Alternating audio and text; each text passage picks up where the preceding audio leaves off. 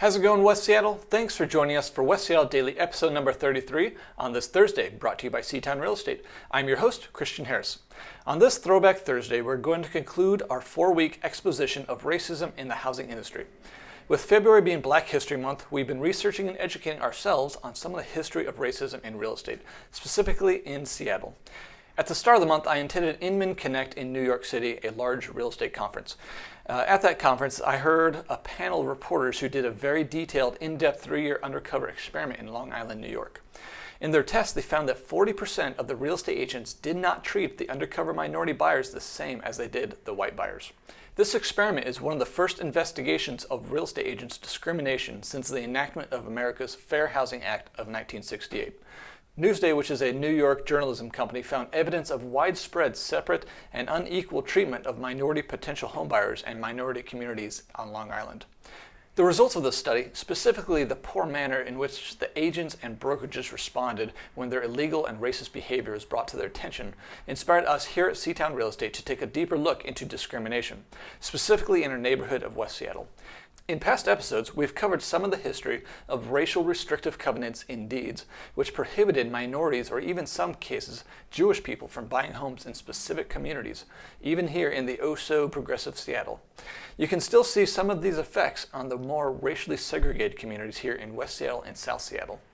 We also covered the practice of steering, which is also illegal, and is essentially when builders, brokers, and rental property managers use words or actions that direct or steer prospective buyers or tenants into or away from particular neighborhoods based on racial makeup of a neighborhood or area. Last week, we dove into some of the history of the Fair Housing Act of 1968 and how that was a game-changing piece of legislation, finally providing legal teeth for violations of the fair housing law and racist behavior in real estate and rentals. So now what? We have the laws in the books, and we all know, or should know, that treating people differently based on their skin color, nationality, sex, or whatever is wrong. But the experiment cited earlier provides empirical evidence of what many of us already know anecdotally. People, including myself and you, still have biases and there is still discrimination. So what do we do about it? Through our conversation and research this last month, we wanted to put together a list of ways that I and you can individually work on dissolving racism in our everyday lives. A lot of it starts with education. Listen carefully and respectfully. Follow accounts on social media that shed light on these various topics so that you can share with others or be an advocate for people who are experiencing discrimination. Honor the feelings and experiences of people of color. Read books that make you uncomfortable so you can better understand people who have different life experiences and perspectives than you.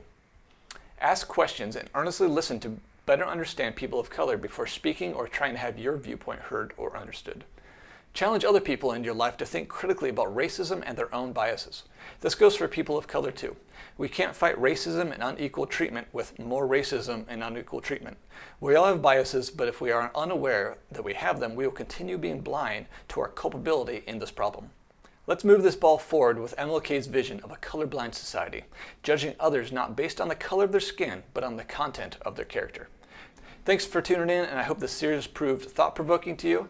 Have a great day. Try not to get overwhelmed with some of the bad news you hear out there. Let's get out there and try to change the world one person, one relationship, one kind deed at a time.